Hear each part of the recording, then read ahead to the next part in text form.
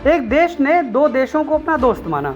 एक देश ने हमेशा उसकी मदद की और उसके बुरे वक्त में साथ रहा, और दूसरा जो खुद को दोस्त कहता था उसने पहले तो दोस्त देश को भरोसा दिलाया कि वो हमेशा उसके साथ खड़ा है। उस देश ने भरोसा किया और खुलकर सारी सुविधाएं मदद दी, पर जब उस पर मुश्किल आई तो दूसरे दोस्त ने, जो खुद को दोस्त कहता था, उसने हाथ खड़े कर दिए और भाग खड़ा हुआ।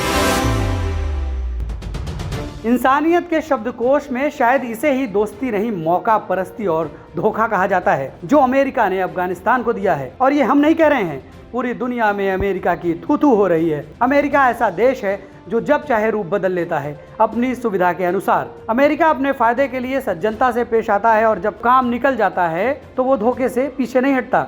वहीं भारत हमेशा अफगानिस्तान के साथ खड़ा रहा है, अफगानिस्तान में निवेश किया, अफगानिस्तान को हर तरह से मदद की है। तालिबान के मामले में अमेरिका ने अहंकार में गलतियां की और आज अफगानिस्तान इसी की कीमत चुका रहा है। 20 साल पहले अगर अमेरिका ने अहंकार में फैसले न लिए होते तो शायद इतने लंबे समय तक युद्ध और आज की यह तबाही भी न होती।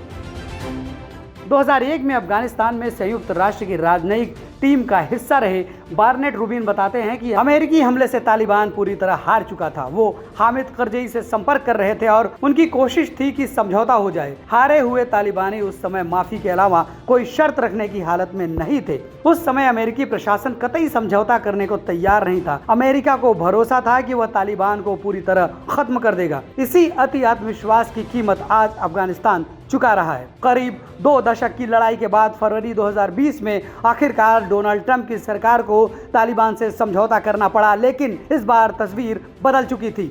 हवा का रुख तालिबान के पक्ष में था।